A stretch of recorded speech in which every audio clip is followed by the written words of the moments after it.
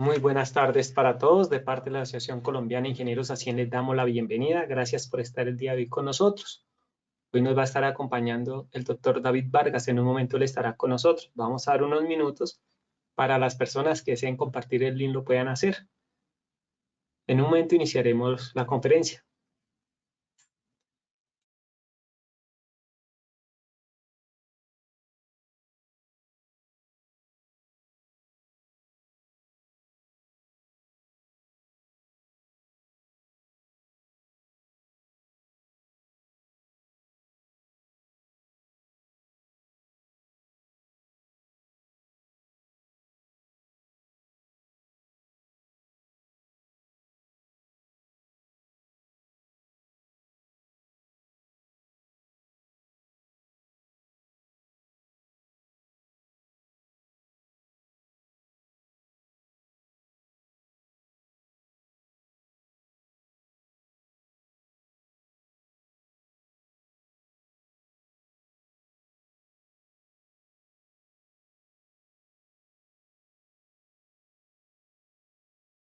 Muy buenas tardes nuevamente para todos. De parte de Asien les damos la bienvenida. Gracias por acompañarnos el día de hoy. Invitamos al doctor David Vargas. Doctor, en este momento usted nos escucha. Hola, muy buenas tardes, sí, señor. Buenas tardes, doctor David. De parte de Asien, darle la bienvenida, agradecerle por este espacio como siempre, por compartir su conocimiento con nuestros asistentes. De parte de Asien, doctor, podemos dar inicio el día de hoy a la conferencia. Bienvenido y adelante. Bueno, muchas gracias.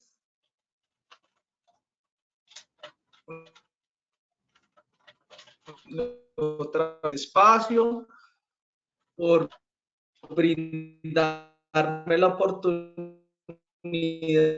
de cómo es el concepto de los de aproximadamente unos 40 a 50 minutos, ¿sí? Y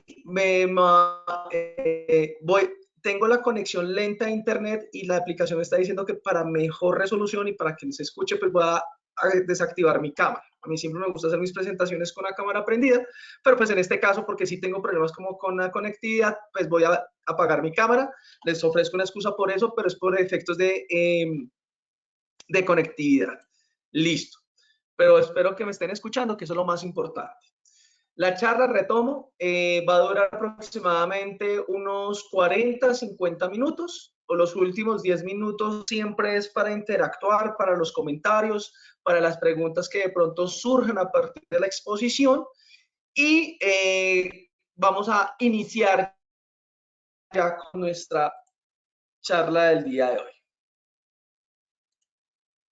Entonces, lo primero que por donde vamos a empezar es que vamos a iniciar con la charla está dividida en dos partes. Vamos a contestar estas preguntas que estamos visualizando: ¿qué son los derechos de autor? ¿Qué son los derechos morales de autor? ¿Y cuáles son los derechos patrimoniales? Posteriormente, vamos a tocar el marco normativo de dos normativas principales de los derechos de autor. Hay muchas más, pero digamos que esto solamente como las principales que debemos conocer. Y a lo último, el organismo nacional y sus principales funciones por los cuales pues tienen cabeza toda la política pública de derechos de autor. Sin más preámbulo, vamos a iniciar con nuestra charla del día de hoy. Lo primero que debemos entender es que efectivamente existe una rama o una disciplina del derecho que se llama propiedad intelectual. La propiedad intelectual en los últimos siglos ha tenido una dinámica y una explosividad a partir de estas nuevas tecnologías y de la capacidad creativa y creadora de nosotros los seres humanos, y ha hecho que el derecho empiece a regular esos aspectos. Podemos decir que los derechos de autor hacen parte de una disciplina que se llama propiedad intelectual. ¿Y por qué nace eso? Porque hay una actividad humana que es la actividad de creación. Nosotros, los seres humanos, por naturaleza, al ser seres racionales, creamos cosas, ya sea de manera intangible como tangible. Entonces, a partir de todo lo que creamos, porque desafortunadamente cuando aparece un derecho aparece es cuando se debe proteger frente a otros. Allí es cuando aparece la propiedad intelectual. Pero, ¿qué protege la propiedad intelectual en este caso? Pues todas esas creaciones intelectuales que provienen del esfuerzo, del trabajo y esa capacidad humana de desarrollar algo, cosas. Ya vamos a ver qué cosas, ¿sí? Pero que los desarrolla y que merece ser protegidas. Esto significa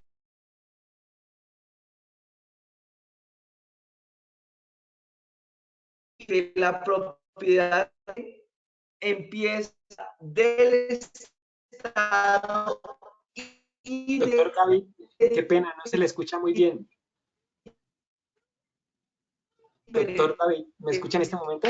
Estados de propiedad de acuerdos multilaterales para Doctor la David, ¿me protección. escucha en este momento? Doctor David,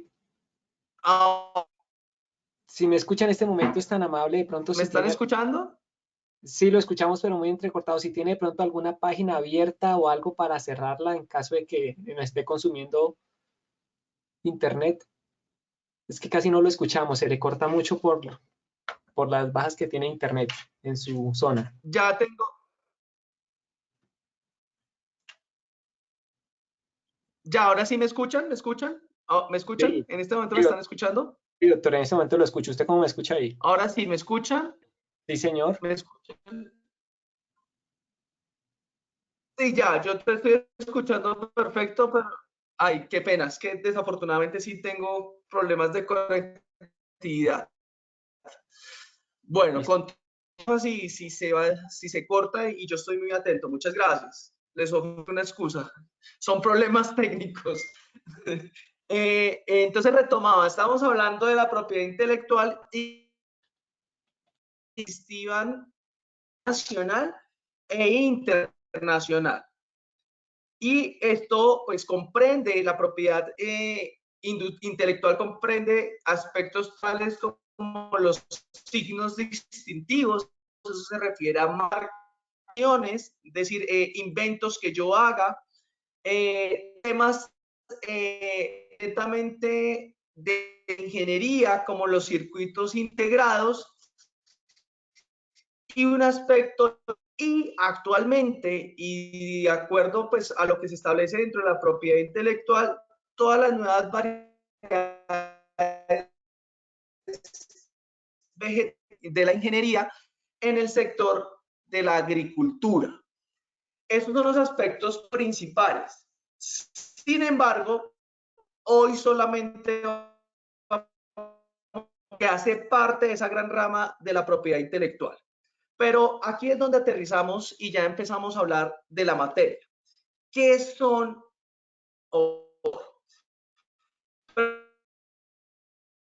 No solamente se habla del derecho de Doctor autor David, y conexos, es decir, también hay unos derechos pegaditos al derecho de autor que por su naturaleza. doctor, ¿me escucha en este momento? ¿Aló, me escuchas? Sí, doctor David, ¿le puedo pedir un par? ¿De casualidad se puede conectar por Sí, su ya te celular? escucho. ¿Se recortó? Sí, es que se está intermitente. De pronto por el celular si se conecta y por ahí Voy a intentar. damos audio únicamente por el celular para ver si de pronto nos funciona mejor.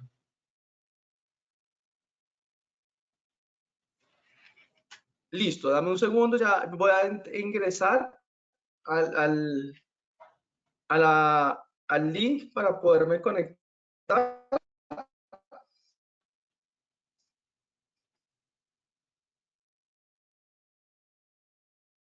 Y esta pequeña Yo estoy pendiente cuando ingrese ingeniero para habilitarle el micrófono.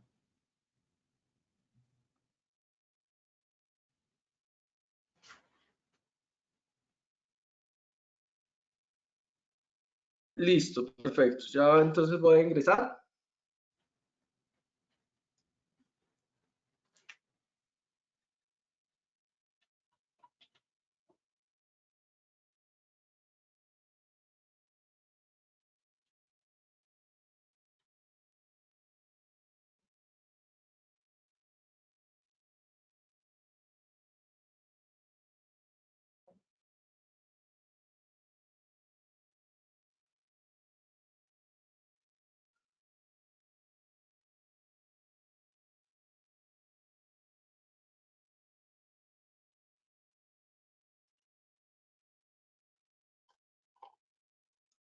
Eh,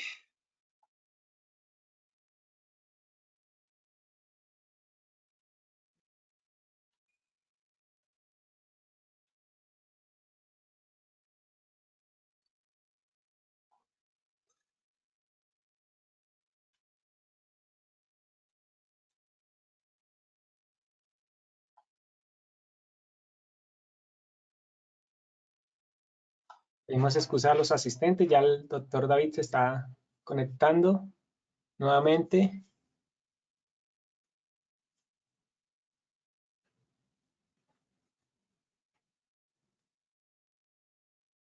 Discúlpenme, ahora no tenía la aplicación cargada en el celular, como siempre me conecto desde mi PC. Desafortunadamente es que creo que la zona donde estoy sí tiene bastantes problemas de conectividad Ahí lo escuchamos perfecto, doctora. y Si estoy empieza a esperando que... conectar, ahí lo escuchamos bien. Listo. Voy a continuar, les ofrezco, voy a continuar mientras en la aplicación se descarga porque no lo tenía descargado en mi celular, pues para poder darle continuidad y digamos no puede, se nos pase la hora que teníamos establecida. Entonces retomo, estamos hablando que efectivamente los derechos de autor son como un conjunto de derechos que también hay otros que llaman derechos conexos y hace parte de los derechos que se protegen para unas obras o unas categorías en específico. Pero, ¿qué entendemos por derechos de autor? Pues los derechos de autor, como lo ven, de que hace parte quién o quién es el sujeto que protege a los autores, se le llama. En los derechos de autor, el autor es a quien se le protege el derecho y se le da unas prerrogativas, es decir, unas protecciones de dos categorías, unas morales y otras patrimoniales. ¿Sobre qué? Sobre obras literarias y o artísticas. Pero que tengan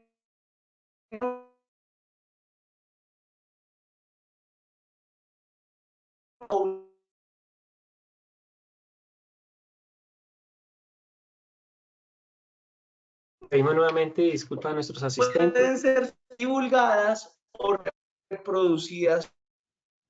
Entonces, aquí lo que tenemos que entender del derecho de autor es que hay un sujeto y es el autor. Doctor David, disculpe, no, lo perdemos realmente en el Se este. nos fue la señal. Ya veo su celular aquí conectado. Le voy a habilitar el micrófono para que...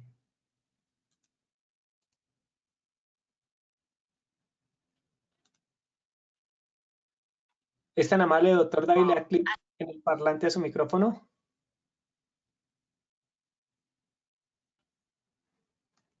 Habilita el micrófono del celular.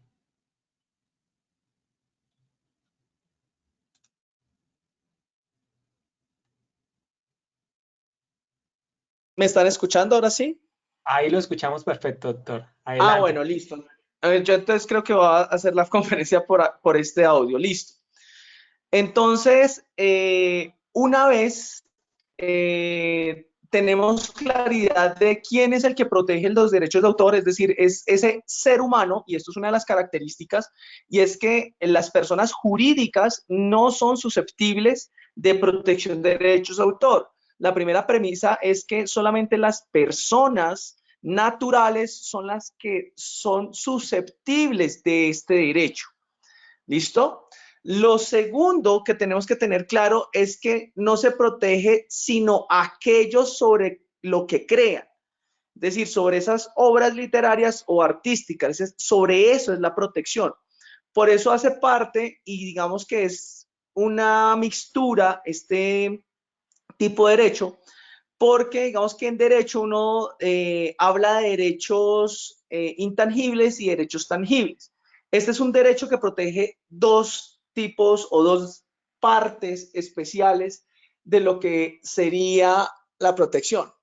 Y ahí es donde aparece el concepto de los derechos conexos, porque los derechos conexos precisamente lo que hace es que no solamente protege a quien crea la obra, sino también protege a los artistas, intérpretes o ejecutantes, en extensiva a quienes, a los productores de fonogramas, e inclusive es conexo, pero este sí se extiende a una persona jurídica, a los organismos de radiodifusión sobre qué, sus interpretaciones y las emisiones que hagan estas personas.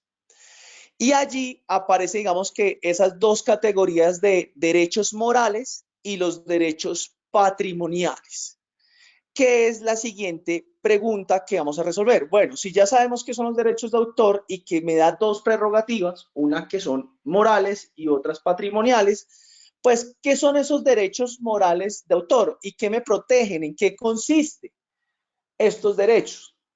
Estos derechos los podemos decir, y se refiere a la parte moral, precisamente se le da ese calificativo porque es un intangible, ¿cierto? Yo no puedo tocar la moralidad, yo no puedo tocar, por ejemplo, la virtud de la confianza, yo no puedo tocar la virtud de la honestidad, sino son valores o constructos sociales que hemos hecho precisamente como sociedad y como seres racionales. Entonces, esos derechos morales se definen jurídicamente como ese vínculo moral y espiritual. Ojo, entiéndase espiritual, no en un sentido religioso, sino en un sentido ontológico. ¿Esto qué quiere decir? Quiere decir que cuando hablamos del espíritu y cuando ustedes vayan a ver las leyes, se habla del espíritu en la norma, ¿sí? Del espíritu por el cual ese autor creó esa obra. Se está refiriendo básicamente a esa capacidad de creación del ser humano, ¿sí? A esa capacidad intrínseca que por ser seres humanos podemos crear cosas. Entonces, esos derechos morales es ese vínculo que tiene el autor, tanto moral y espiritual, con él y su obra. Y tiene dos características fundantes. Primero, que es un derecho perpetuo. Es decir, ese derecho nadie me lo puede quitar. Está, digamos, como en una categoría como el derecho a la vida, ¿cierto? Como el derecho a la honra. Es un derecho que a mí me permite tenerlo toda la vida y nadie me lo puede quitar. Nadie me lo puede quitar. Entonces, ese derecho moral, la primera característica es que es un derecho perpetuo. La segunda característica, y fíjense que esto tiene categoría como de un derecho humano, es que es inalienable e irrenunciable, ¿cierto? Yo no, ni siquiera yo puedo renunciar a él. Fíjense, yo no puedo renunciar a él. Y inalienable se refiere a que yo de una u otra forma no lo puedo cambiar, no lo puedo trocar. Es así como a su vez esos derechos morales me conforman, ¿cierto? Como una serie de capacidades o de cosas que yo puedo hacer con mi obra o con lo que yo creo. Y estos los están conformados por ¿cuáles? Por el derecho de la paternidad, de la no deformación, de la ineditud, de la modificación y el retiro. Pero ¿en qué consiste cada uno de estos? Mire, cuando yo tengo un derecho, el derecho moral de autor me permite tener un derecho o un subderecho, por decirlo así como para entenderlo un poco mejor, y es el derecho a la paternidad. Eso quiere decir que la obra que yo cree se tiene que establecer y se me tiene que reconocer siempre que tenga mi nombre. Si yo escribo un libro, ese libro, yo tengo derecho a que ese libro se le diga autor fulanito de tal. como las obras de Gabriel García Márquez. Tengo la posibilidad de ponerle mi nombre, ¿cierto? O un seudónimo. La ley lo permite. Como a Gabriel García Márquez le decían Gao. Él en muchos libros firmaba como Gao. Y ese es el primer derecho que me da el derecho moral, o la primera capacidad que me da el derecho moral, el de paternidad. El segundo que me lo da es el de la no deformación, o sea, que no me le cambie la forma.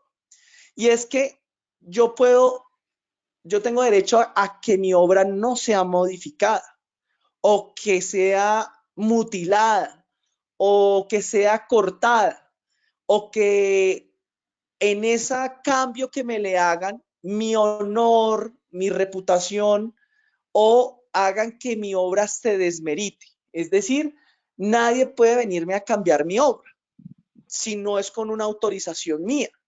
Entonces, eso es otro de los derechos que me dan los derechos morales. El tercer derecho que me da es el de la ineditud, o sea, que sea inédito. Viene la palabra inédito. ¿Qué significa? Significa que si yo no quiero que mi obra sea publicada, pues yo nunca la publico. O sea, nadie puede coger, oiga, esa obra que usted acaba de hacer, ese texto que usted acaba de hacer muy bueno, venga, yo lo cojo y venga, lo subo a internet, venga, lo publico, venga, lo subo en un periódico. No, si no tiene mi autorización, si yo quiero que mi obra no sea publicada, pues nadie está obligado, nadie me puede obligar a eso. El cuarto es la modificación. Es decir, yo tengo derecho a modificar mi obra. Incluso después de que yo hago una sesión de derechos para cuando se edite, ya vamos allá, yo puedo decir, yo quiero que me cambien la obra en tal aspecto.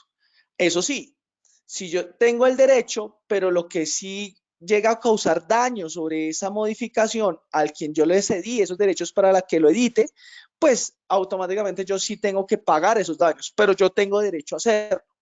Y por último, yo tengo un derecho de retiro, es decir, yo puedo solicitar, ya sea impedir o suspender que mi obra sea utilizada en cualquier forma, aunque yo previamente lo hubiera autorizado. Lo mismo, yo lo puedo solicitar, pero si yo causo un perjuicio al editor, pues el editor me puede solicitar resarcir el daño, pero yo tengo la capacidad de esa modificación.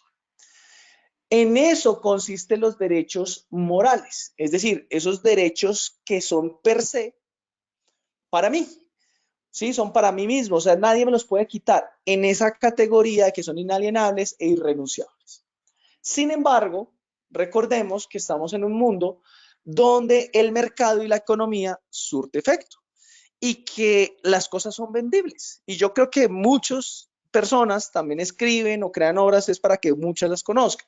Entonces ahí aparecen los famosos derechos patrimoniales de autor. Entonces fíjense en la naturaleza jurídica del derecho de autor. Tiene una naturaleza jurídica como de derecho humano, pero también tiene una naturaleza jurídica de derecho privado, que son los derechos patrimoniales. Es decir, yo puedo de una u otra forma lo que esa obra puede a mí traducirse en cuantía, se puede cuantificar, se puede calcular en dinero su valor. Entonces ahí es cuando aparecen los derechos patrimoniales. Pero ¿en qué consisten estos derechos patrimoniales? Consisten es que yo tengo la facultad de beneficiarme de mi obra, ¿sí? Tengo capacidad de que yo la puedo vender, yo la puedo cambiar, yo la puedo publicar y en la publicación que haga, ya sea por medios digitales o por medios editoriales, pues que la gente pague por acceder a lo que yo hago con mis obras literarias o artísticas, ¿cierto? Y digamos que estos derechos, al hacer parte del patrimonio, también se pueden transmitir, es decir, se pueden heredar, por ejemplo, lo que pasó con el cacique, que sus canciones, pues sus herederos están peleando por la reproducción de sus canciones, esto ocurre mucho en la música, también pueden hacer parte de la sociedad conyugal, es decir, que si yo tengo una pareja, ya sea como unión marital de hecho o por matrimonio civil o religioso, pues, y yo produzco esa obra mientras yo esté casado con ella, pues eso ese beneficio, ese rédito en cuantía o en dinero, pues hace parte también de la sociedad conyugal. Inclusive son embargables y también yo puedo renunciar a eso. Lo que yo puedo renunciar es que a mí me paguen, por ejemplo, por el libro que yo di, si excepto si yo hago un contrato y dejo que la editorial sea la que usufructe sobre mi obra. Lo único que no me puede quitar la editorial son mis derechos morales, es decir, a ese derecho de decir que eso es mío, que me reconozcan como autor. Pero lo que es el usufructo, lo que llamamos el usufructo, o tener de una u otra manera ganancias por eso, pues yo puedo renunciar a eso. Yo puedo renunciar a eso porque los puedo transferir o vender. ¿Sí? Esto implica siempre, y esto es importante, una autorización previa. Es decir, para yo poder ceder mis derechos patrimoniales, siempre tiene que haber una autorización previa. Y esa autorización se materializa en unos contratos, en contratos de diferente índole. Por ejemplo, cuando nosotros entramos a un trabajo, ya sea por un contrato laboral o un contrato de prestación de servicios profesionales, fíjense que ahorita todos esos contratos llevan consigo siempre la cláusula de propiedad intelectual. ¿Por qué? Porque lo que yo haga en ejercicio de mis funciones como trabajador o en ejercicio de mis servicios profesionales, pues eso queda en la cabeza de esos derechos patrimoniales, quedan en cabeza de esa persona jurídica. Es importante que aquí los derechos patrimoniales sí pueden ser transmisibles o vendibles a quienes, a personas naturales o jurídicas. En cambio, el derecho moral, fíjense, si es netamente de la persona y siempre va a ser de la persona que cree esa obra o esa obra artística. ¿Eso qué quiere decir? Que este tipo de derecho patrimonial me da unos derechos específicos. ¿Cuáles son esos derechos específicos? Esos derechos específicos son el de reproducción, es decir, que yo pueda crear copias físicas o digitales de la obra, ¿cierto? Yo le autorizo, yo vendo que las personas puedan copiar, duplicar mi obra, ¿sí? Segundo, derecho que me da, que haya una comunicación pública. Es decir, que mi obra le quito ese derecho, vendo ese derecho de que no sea publicable, lo vendo y digo, bueno, yo quiero que sea publicable y que la opinión pública o que la comunidad lo conozca, pues ahí aparece esa comunicación pública. Es decir, yo vendo el derecho que pueda hacer eh, ponerse al mercado frente a la gente. Tercero, el derecho de transformación. ¿Pero en qué consiste este derecho de transformación? Significa que yo también puedo ceder que a partir de mi obra original, ¿sí? Se pueda, ya sea traducir, ¿cierto? Porque pues pueden haber obras que están en un idioma y se quiera vender a otros mercados y yo lo tenga que traducir para esos mercados, o que se hagan adaptaciones. Esas son las famosas adaptaciones que hacen de libros a películas, ¿sí? Que es cuando dicen, por ejemplo, el Señor de los Anillos. El Señor de los Anillos es un libro, ¿cierto? De Tolkien, donde él hace una saga, un mundo maravilloso, que lo llamaron pues un mundo medieval o el mundo medio, y lo que hicieron fue coger ese libro y llevarlo al cine. Pues eso fueron unos derechos que se llaman los derechos de transformación y que se traducen en una adaptación. Y por último, ¿cierto? Aparece el derecho de distribución. ¿En qué consiste este? Es en poner a disposición del público ejemplares de las obras, ya sea con venta, con alquiler. Actualmente, digamos que se hace por medio de los streaming. Fíjense que las plataformas como Netflix, HBO, Amazon, pues ellos tienen que pagar este derecho de distribución. Ellos ni reproducen muchas veces, bueno, por ejemplo Netflix sí ya hace reproducción, a ellos algunos hacen la transformación, que es cuando adaptan esos libros y los meten en sus streaming, pero la mayoría de derechos que ellos hacen es el de distribución, es decir, ellos tienen la capacidad, por eso pagan derechos a cierto tiempo. Entonces dicen, mire, yo le voy a vender a usted la película y usted la puede poner en su streaming durante tanto tiempo. Cuando ya pues vence ese término, eso ya no la pueden reproducir. Eso se llama en propiedad intelectual o en derechos de autor, el derecho patrimonial de autor de distribución. Entonces, con esto termino la primera parte, pues aprovechando el tiempo, esto es un tema muy largo, pero ya con esto entendemos que el derecho de autor hace parte, haciendo como el resumen, hace parte de la propiedad intelectual, que los derechos de autor son da dos prerrogativas o dos derechos más, que son los derechos de morales y los derechos patrimoniales. Que los derechos morales son derechos solamente de las personas naturales y que los derechos patrimoniales sí son transmisibles y pues entran como tal, pueden ser susceptibles de entrar al mercado y que cada uno de estos me da unos subderechos, por llamarlo así, eso no es muy técnico, pero es una forma de entenderlo, que son los que acabamos de enunciar. Continuamos a la siguiente diapositiva. Y en la siguiente diapositiva vamos a hablar del marco legal. Pero, ¿en qué consiste este marco legal? Es decir, ¿cuál es el marco jurídico a nivel nacional e inclusive internacional que me regula los aspectos principales de los derechos de autor? Los derechos, o mejor, las dos leyes que se encuentran reguladas, hay muchas más, claro está la ley 23 de 1982 y una que se llama la Decisión Andina, la 351 de 1993. Esto hace parte del derecho público internacional. ¿Cambió la diapositiva? Sí, señor. ¿No se ve? No. Dice que pasamos de los derechos de autor a... Sí, al marco legal. No, no la vemos. No, ¿qué sería?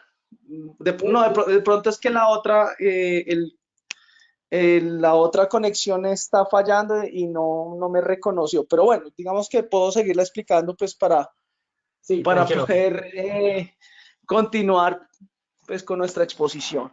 Adelante. Bueno, listo. Qué pena. Entonces estábamos hablando desde el marco legal. No importa, yo se los explico acá verbalmente, no hay ningún problema. El marco legal aquí se refiere a estas dos leyes. La primera ley, que es la ley 23 de 1982, fíjese que es una ley muy antigua. Antigua me refiero a que ya lleva aproximadamente ya para 40 años. Esta ley pues me habla de algo muy principal y es que es la primera que reconoce jurídicamente esa protección a los autores. Empieza a clasificar y especificar qué es los derechos de autor y sobre qué, cómo los protege, qué tipos de contratos hay y me empieza a generar todo ese marco jurídico. Allí, lo primero que me establece esa norma como tal es que me determina que todas las creaciones del espíritu, así los llama la norma, por eso hablamos del espíritu, pero como les venía diciendo, el espíritu se refiere no a una parte religiosa, sino a una parte de esa conexión del autor con su obra, y me habla de algo específico, y es que es una obra original. Escúchese bien, o sea, tiene que ser una obra original para que los derechos de autor nazcan. Pero, ¿cuándo se considera que una obra es original? Digamos que esa es la gran pregunta. Y digamos que la ley, allí la ley 23, me determina que todas aquellas obras, para que sean originales, tienen que clasificarse o entenderse bajo dos criterios fundamentalmente. ¿Cuáles son esos dos criterios? Esos son dos criterios de que la norma me llama de la originalidad objetiva y el otro criterio que se llama de la originalidad subjetiva. ¿En qué consiste la originalidad objetiva? Pues lo que me dice es que la creación será original cuando no sea una copia de otra. Es decir, cuando no exista nada igual de lo que usted creó. Si yo voy a crear un libro que se llame, que tenga una narrativa similar a los de 100 años de soledad, pues eso no es una obra creativa. Yo tendría que inventarme una obra totalmente nueva, o sea, una historia totalmente nueva para que realmente, objetivamente, no sea homologable o asimilable a Cien años de soledad y pues toda la historia que nos cuenta allí Gabriel García Márquez. Entonces, el primer criterio es muy fácil de entender, que no exista otra igual, que no sea una copia de otra. ¿Sí? Esto es una de las razones por las cuales se demanda mucho, ¿no? Sobre todo en música. Que, por ejemplo, Carlos Vives fue demandado por la bicicleta porque sonoramente tenía los ritmos, las frecuencias a otra canción que previamente ya había sido lanzada. Sin embargo, es una cuestión probatoria. Entonces, digamos que por eso es que él demanda a Carlos Vives. Él es un autor, si no estoy mal, costarricense, porque él creó como un merengue que se parece mucho al ritmo, a los sonidos de la bicicleta que creó con Shakira. Lo segundo, aparece el otro criterio, es la originalidad subjetiva. Y es que aquí, digamos que ahí es donde viene el concepto espíritu. El autor lo que hace es plasma su estilo, ¿cierto? Pone esa característica personal en la obra creada. Esto ocurre mucho en las obras de arte, ¿cierto? Los estilos que hay como Botero, que su sello original era que él dibujaba personas obesas, ¿cierto? Y que todo lo veía con esa morfología. En las obras literarias, por ejemplo, la redacción de Gabo o la redacción de otros autores como Vargas Llosa, ¿sí? Ese estilo propio que hace que esa obra se diga, esa obra es de fulanito de tal, tiene las características de esta persona, porque su estilo, su forma, hace que tenga una originalidad de él, por eso se llama subjetivo. Y esto obedece pues, a que cada persona tiene unas capacidades únicas. Nosotros somos únicos en el mundo y tenemos la capacidad de expresar ideas de una forma única y esas ideas se ven plasmadas de una u otra forma en las obras que nosotros creamos. Asimismo, la Ley 23 de 1982 lo que hace es que me habla de tres tipos de obras. ¿Cuáles son esos tres tipos de obras en concreto? Las obras científicas, las obras literarias y las obras artísticas. Fíjense que hay tres grandes grupos, pero esto no significa que hoy en día solamente sean esas obras las que me protegen. Digamos que la norma y la realidad nos ha llevado a extender a otras obras este tipo de derecho o de ser extensivo esta protección jurídica. Entonces, cuando hablamos de obras científicas, nos estamos refiriendo, por ejemplo, a los artículos de investigación, a esas que hacemos en las universidades, ¿cierto? Cuando estamos haciendo nuestro posgrado, nuestro pregrado, dependiendo de nuestras disciplinas, y que la ley, y que nos dicen, mire, usted cuando es estudiante, usted por eso, digamos que a usted se le respeta el derecho de autor, pero también se le da el reconocimiento a la universidad porque la universidad aportó para que usted creara esas obras. Digamos que es una forma también de medir. Entonces, aquí lo importante de entender la ley 23 es que nos habla de esos tres grandes grupos, obras científicas, literarias y artísticas. Lo siguiente que también nos habla esta norma, y digamos que para entenderla, es que me habla de los principios del derecho de autor. Digamos que la charla no me da para más, por eso se llama aspectos generales, porque pues esto es, inclusive esto es una especialización y un posgrado, estos temas son para posgrado, es una rama del derecho de bastante crecimiento, inclusive ahorita en plena era digital, pero por lo menos hoy se llevan los conceptos mucho más precisos y de qué estamos hablando. Cuando le digan derechos de autor, pues ustedes ya tienen una acá, digamos, aterrizan muy bien de lo que estamos hablando. Esta ley me habla de los principios y me enuncia varios principios, los cuales son los siguientes. El principio de la no protección de las ideas.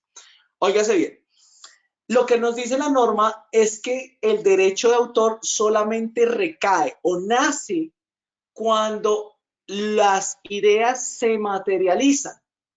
Eso significa que yo puedo tener muchas ideas, ¿cierto? Yo puedo tener en mi mente una gran historia que podría darme el Nobel de Literatura, Pero si yo no lo plasmo, es decir, yo no lo escribo, yo no lo materializo en un texto, ya sea en un Word o a mano, como lo hizo Gabo en su momento cuando escribió Cien años de soledad, que lo escribió en una agenda, pues en ese entonces las ideas no son susceptibles de derechos de autor, se tienen que materializar. Ese es el primer principio.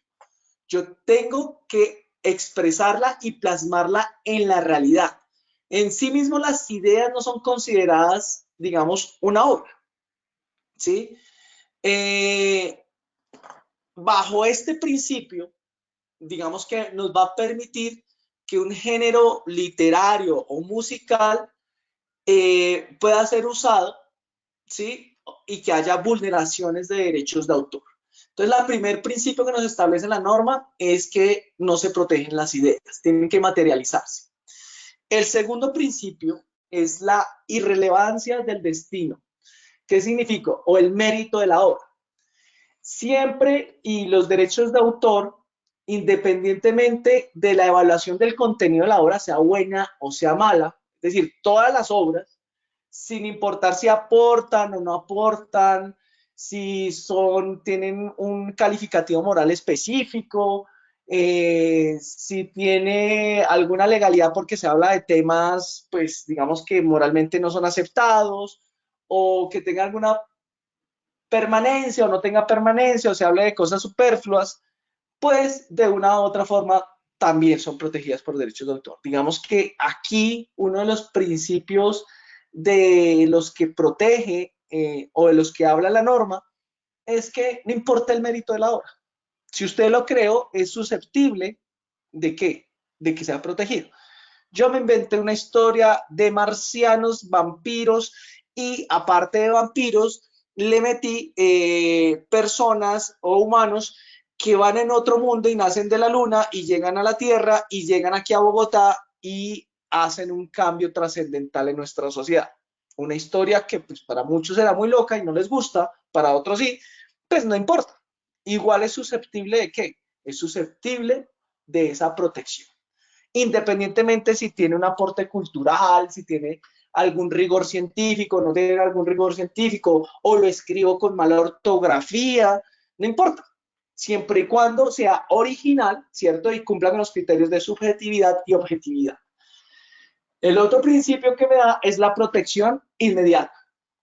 La protección inmediata, digamos que me dice, es que no requiere ninguna formalidad especial para que se proteja. O sea, yo no tengo que hacer un registro. Sin embargo, hay mecanismos del Estado, y eso es la última parte que pues vamos a tratar, es que nace, si cumplen con esos dos criterios, pues ya nace la protección, ¿sí? Mejor dicho, en este principio lo que me dice es que se protege desde el momento en que se creó, ¿sí? Sin embargo, aquí pues me adelanto un poco, pues ya viendo que ya estamos, nos quedan 8 minutos de intervención. Este principio, digamos que el Estado colombiano creó la Dirección Nacional de Derechos de Autor, ¿cierto? Que pertenece o es un departamento administrativo adscrito al Ministerio del Interior, pues creó un sistema, un registro de información para efectos de que las personas que quieran registrar sus obras lo puedan hacer y este les sirva como prueba para una posterior protección. Entonces, el principio de protección inmediata consiste en que en el momento que nace la obra, desde ese mismo momento se debe proteger mediante los derechos de autor. Otro de los principios es la independencia de la propiedad de soporte y la propiedad de la obra. Es decir, acá lo que me dice es que se debe diferenciar entre los derechos de autor de la obra que se crea y el objeto sobre el cual se crea, ¿sí? O el soporte que se crea. Un ejemplo, para poderlo entender mejor. Cuando uno compra un libro, pues uno se hace dueño del soporte de la obra, es decir, del libro como tal, pero no se hace titular de los derechos del mismo. O sea, yo porque haya comprado un libro, no significa que los derechos de ese libro sean míos, de la creación sean míos.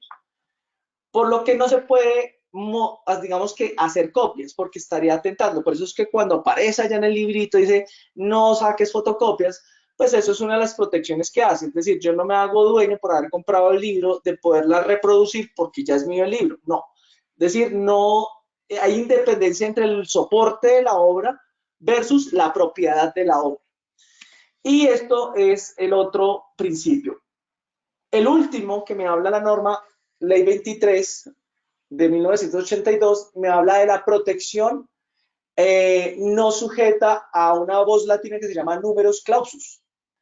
Y esto significa que todas las obras artísticas, no importa si fueron o no nombradas en las normas, es decir, que si estuvieron en el listado que me habla la ley 23 o en las normas subsiguientes, pues también son susceptibles. Por ejemplo, ahorita con la era digital, ¿cierto? Por ejemplo, aparecieron los blogs, ¿sí? Yo puedo escribir un blog, subirlo a un link, a una fanpage, o subirlo a una red social, o subirlo con un dominio web. No significa que no sea protegida por los derechos de autor. Y esto obedece que este principio, digamos que verificando a futuro, pues la tecnología es cambiante, ¿cierto? Los videos, antes nos hablaba de smartphones, pues esa ley es de 1982, ni siquiera había CDs, no había disquetes, no había USBs, ¿sí? No existía Word, no existía ninguna de estas herramientas digitales, pues no significa que no sean susceptibles de derechos de autor. Es decir, no importa en qué medio yo cree mi obra, ya sea científica, artística, ¿cierto? No importa. Lo importante es que yo cumpla con los requisitos fundamentales de la norma y pues que yo lo pueda probar. Con esto, digamos que ya para cerrar un poco, porque me quedan 4 minutos, con esta ley se crearon 3 tipos de contrato, nacieron a la vida jurídica 3 tipos de contrato, que fue el contrato de edición, que es la famosa, por eso se llaman editores, es el contrato mediante el cual yo como autor, ¿sí? Puedo entregarle a un editor a que me distribuya, me publique, ya sea con propaganda, con la impresión, a distribuirla por su cuenta y riesgo. Es decir, yo le estoy vendiendo unos derechos patrimoniales que ya hablamos previamente.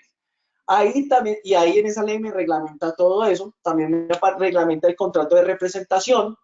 ¿En qué consiste? Es por medio del cual el actor de una obra dramática, fíjense, musical, coreográfica o cualquier género, autoriza a un empresario para representar en público a cambio de una remuneración. Esto ocurre mucho con los representantes de los cantantes.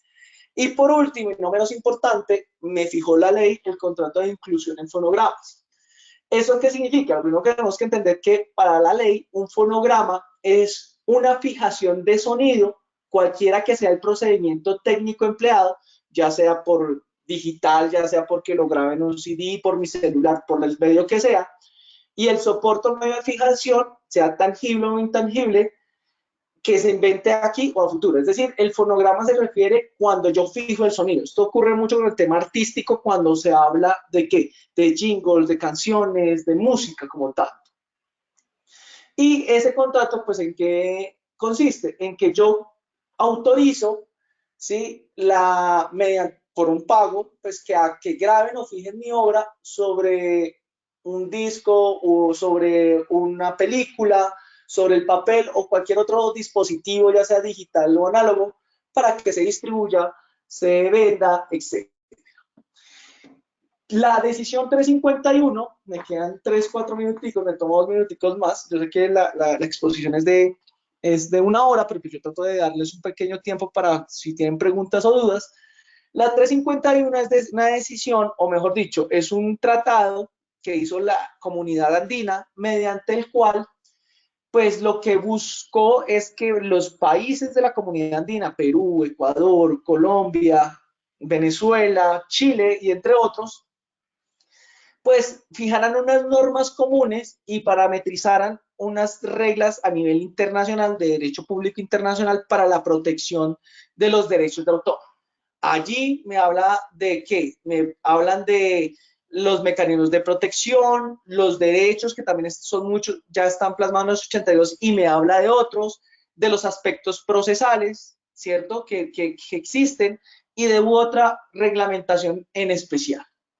Y ya para terminar mi exposición, aparece, y era lo último que les quería, digamos, que comentar, con un tema muy práctico, y es que Colombia, como se los dije anteriormente, tiene la Dirección Nacional de Derechos de Autor, digamos que es un organismo, es un departamento administrativo que tiene varias funciones. Entre la principal, ustedes lo buscan así en internet, la Dirección Nacional de Derechos de Autor, allá hay material, allá hay mucha información específica. Digamos que las principales funciones que tiene eso es pues, diseñar y crear las políticas de política pública de derechos de autor. Uno de los más importantes y que me gustaría que de pronto ustedes ingenieros quisieran entrar y conocer y pues saber es que existe el Registro Nacional de Obras Literarias y Artísticas. Eso es un software muy simple donde dice, mire, si usted quiere proteger obtener como un medio probatorio que usted creó eso, suba el material, usted entra a la página, ingresa a un software, crea un usuario, una contraseña, y allí carga los archivos, allá entra en un procedimiento de registro para efectos probatorios. Y digamos que de una u otra manera es un órgano que propende por socializar y educar sobre derechos de autor.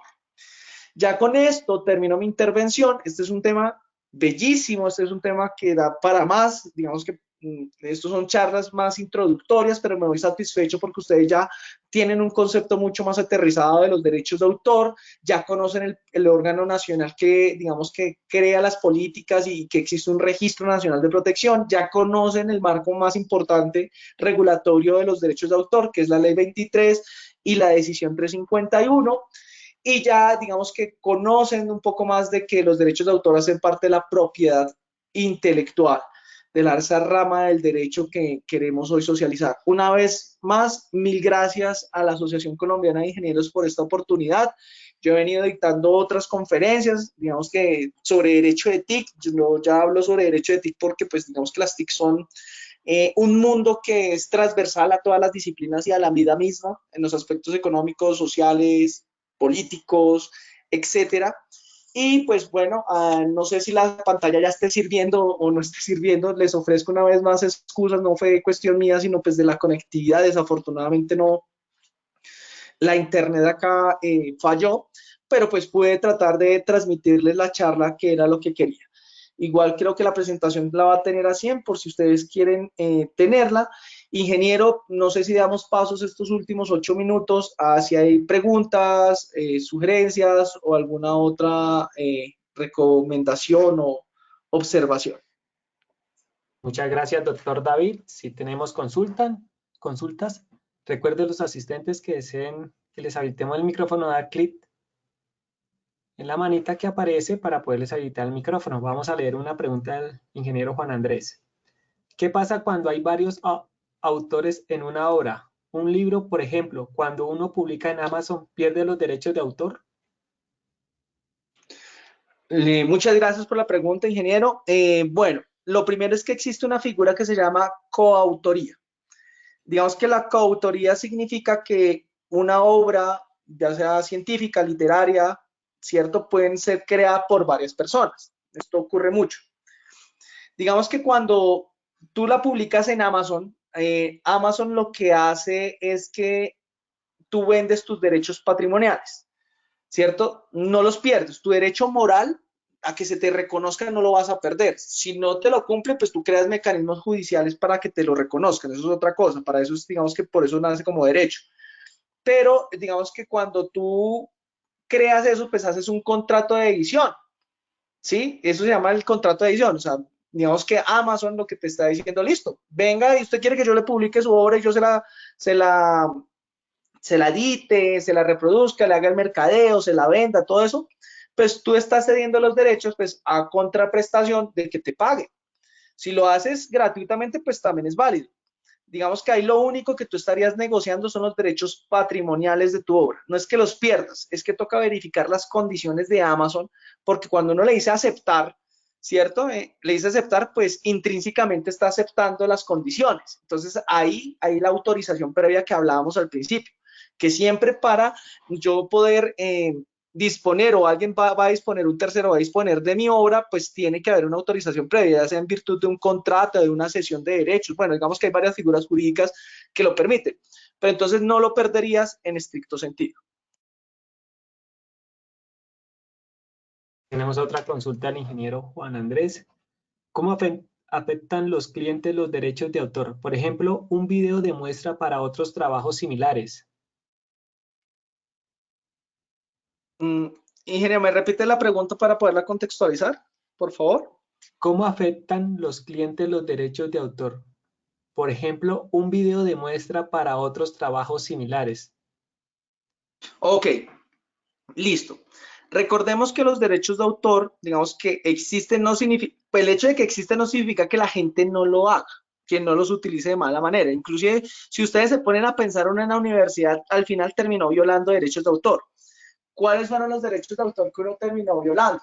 Fueron los derechos patrimoniales y los acabamos de decir que fueron los derechos de qué? Los derechos de transmisión, ¿cierto? De distribución y violando algunos principios, que era el principio que yo les decía, en el cual no significa que porque yo compre el libro, ¿cierto? Yo pueda disponer de generarle copias al libro y decir, ah, mire, yo voy a vender copias de este libro o lo escaneo y lo subo y demás, que es lo que, pues digamos que es lo que estaría yo violando ese derecho. Claro, los clientes, digamos que uno en las condiciones contractuales le puede decir, oiga, yo no le voy a permitir a usted que, por ejemplo, me haga la distribución. Usted si compra el producto es para usted, no para que me lo redistribuya, porque si usted lo redistribuye me tendría que reconocer a mí ese derecho patrimonial.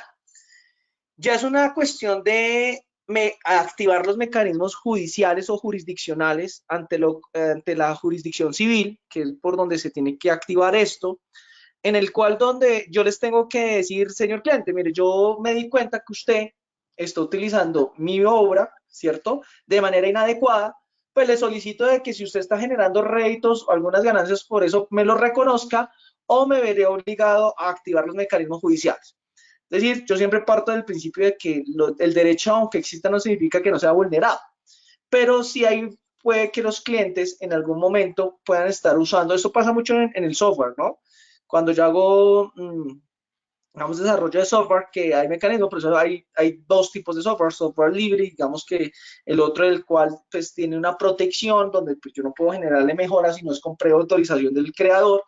Entonces, pues sí, puede verse afectado, pero pues hay que activar los mecanismos y uno inclusive puede activar los mecanismos de alternativos de solución de conflicto, donde uno hace entre conciliación y le dice, venga, conciliemos. Usted lo utilizó, usted tuvo ganancias, pues lleguemos a un acuerdo. Si no, pues iría ante la jurisdicción civil. El ingeniero Leonardo, le vamos a habilitar el micrófono. Es tan amable, ingeniero, le da clic a su micrófono, por favor.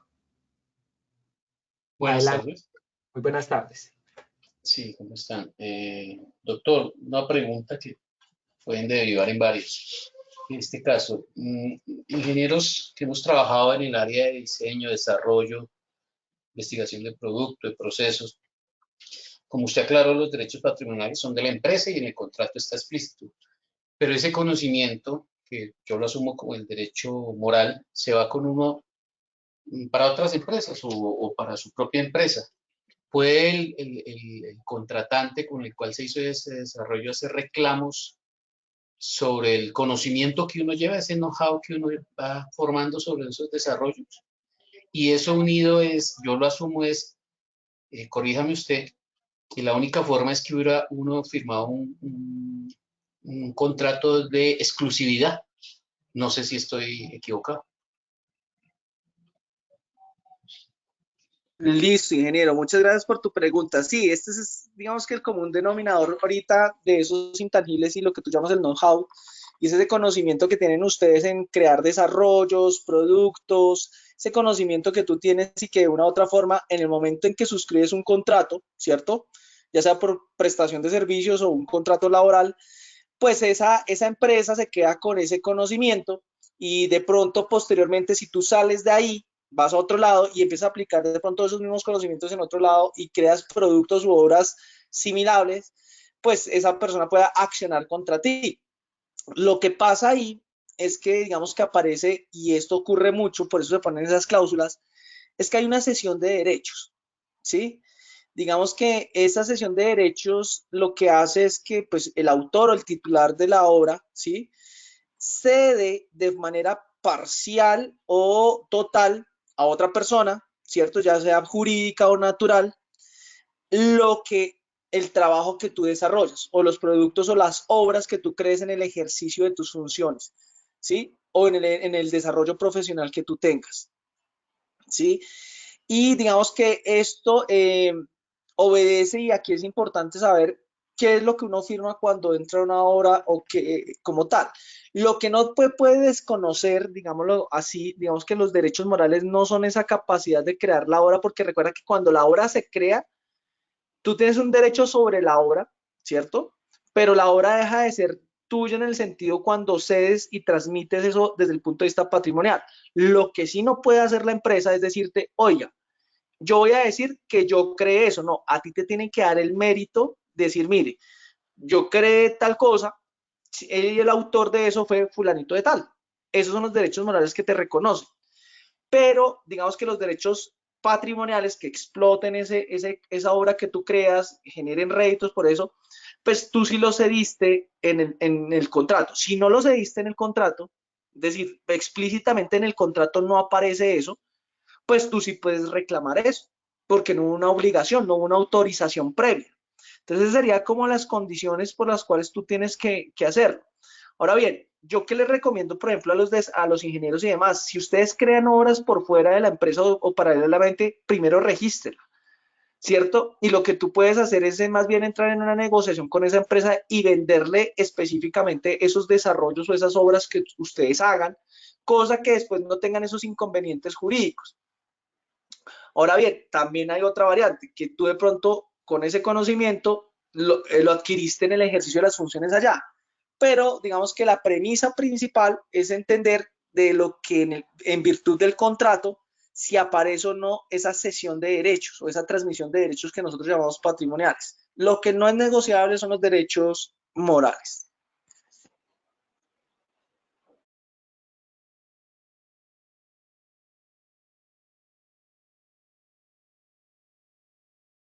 Tenemos otra consulta del ingeniero Juan Andrés. Cuando un ingeniero construye un equipo para ofrecer una solución, ¿cómo operan los derechos de autor frente al mercado? Listo, si tú lo construyes, si es una obra, volvamos a lo mismo, a los principios, si es una obra original, y bueno, y aquí yo hago una claridad, recordemos que el software hace parte de la propiedad y de los derechos de autor, tiene que ser una obra original, ¿cierto? Tiene que cumplir con esas características, sino que sería bueno, y digamos que a la medida que salen las preguntas, a veces uno tiene que irse como especializando. También se habla de los contratos de software, ¿cierto? Que es un desarrollo y cómo se debe catalogar el desarrollo. Digamos que ya hay unos acuerdos internacionales precisamente para todo este tema.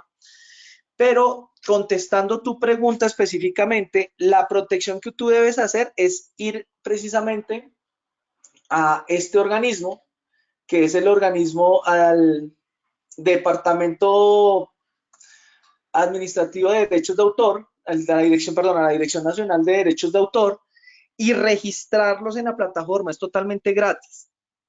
Cuando tú ya creas ese registro, pues lo que tú haces es vender ese derecho a tus clientes para que usufructe o use esa obra que tú creaste, en este caso desarrollos de software. Y la respuesta sería tajantemente sí, sí están protegidos. Lo que tú debes hacer es verificar en la negociación, en las actividades económicas, cómo en el contrato vas a tener que poder plasmar qué puede hacer o qué no puede hacer. Digamos que yo siempre recomiendo pues hablar con abogados especialistas del tema, que manejen el tema, sobre todo el tema de desarrollo de software, para que en el clausurado de venta y en el contrato que suscriban quede todo eso claro, para que si más adelante hay inconvenientes, ustedes tengan las posibilidades de accionar jurídicamente y poder resarcir de pronto los daños que pueden llegar a ocasionar en virtud de esto. Vamos a habilitar el micrófono al ingeniero Juan Andrés. Ingeniero Juan Andrés, bienvenido. Adelante, por favor. Buenas tardes. Doctor, muy amable, su conferencia es muy importante. Quisiera consultarle sobre situaciones como la de que uno construya un equipo para solucionar un problema de un cliente o en una obra de construcción. Toda, digamos, la parte intelectual es de uno y hasta los materiales.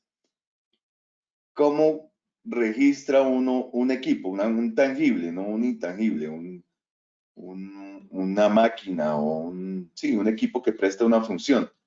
¿Eso tiene que ver más con las patentes o eso tiene otro tratamiento frente al mercado? Muchas gracias, ingeniero.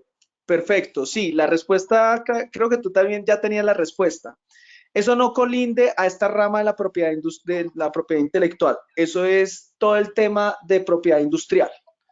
¿Sí? Cuando nos referimos ya específicamente a creaciones de máquinas, diseños de electrónicos, de ingeniería, de arquitectura, ya nos tenemos que ir con patentes y nos tenemos que ir con otra rama del derecho. No sería derecho de autor propiamente dicho, porque fíjate que los derechos de autor, la ley es clara.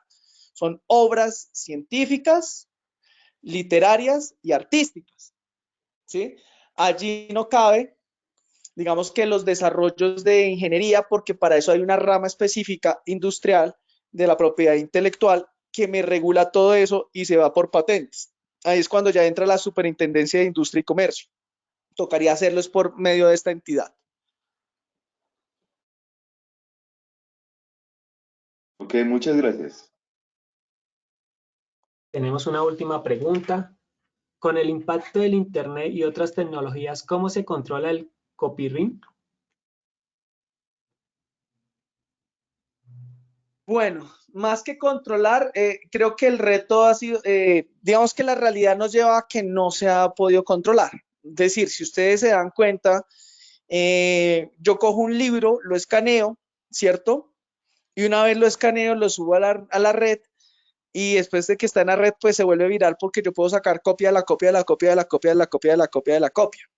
Digamos que más que controlar, yo creo que tiene que haber, y es lo que ha hecho Amazon y es lo que han hecho, digamos, algunos software, y es proteger sobre la copia y proteger, digamos, que cuando entren en metabuscadores, pues empiecen a bloquear ese tipo de documentos si no tienen, pues digamos que autorización de derechos de autor. Eso lo hace Amazon y por eso el mercado digital se ha convertido, pues para mí cada dificultad se termina convirtiendo en una oportunidad, ¿no? Y esa oportunidad es que la forma de controlarlo es que el mismo mercado ha creado mecanismos de protección accediendo a desarrollos de software para que no se vuelva, que yo por ejemplo no pueda copiar un archivo, ¿sí? Y otros mecanismos como tal. Y pues los mecanismos jurídicos que ya existen, ¿no? Que es que si yo determino y puedo probar que efectivamente se me está violando mis derechos de autor, pues tengo que constituir pruebas para que probarle ante un juez, ¿cierto? De que efectivamente X, Y o Y persona me está violando mis derechos de autor, ya sean patrimoniales o morales. Por eso las universidades ahora, si se han dado cuenta, aparecieron plataformas como Turnitin o plataformas antiplagio, precisamente para evitar eso. Entonces, digamos que cada uno y cada institución tiene una responsabilidad de crear los mecanismos de control para evitar que los derechos de autor no se hagan. Inclusive las APA, las normas Incontect, las que son las mismas ISO y todo esto son mecanismos de control para evitar el plagio, para evitar que estos derechos sean violados, como el que me estoy robando la idea y la pongo como sea mía y son los derechos morales de autor, o que yo coja un texto y lo empiece a vender diciendo que yo tengo la distribución exclusiva cuando no lo tengo. Entonces, el mercado y la realidad, yo creo que los seres humanos nos vamos evolucionando a tal punto para que si ya existe en el mundo jurídico el de la protección del derecho, pues existan mecanismos reales de protección. Son como unos ejemplos que te pongo. De parte de Acien, doctor David, muchas gracias por este espacio que nos brindó. Igual a nuestros asistentes por acompañarnos. El día de hoy no tenemos más consultas. Agradecerle, excelente conferencia. Esperamos que nos siga acompañando. No sé si tenga algo más para No, agradecerle una vez más a CIEM. Yo siempre vivo agradecido con ASIEM por estos espacios, sobre todo la oportunidad de estos espacios gratuitos y de transmisión del conocimiento. Y bueno, aquí estoy a disposición. Con ASIEM siempre hemos trabajado y pues les deseo una feliz tarde y una vez más me excuso por los problemas de conectividad. No pensé, pero bueno, se pudo solucionar. Muchas gracias.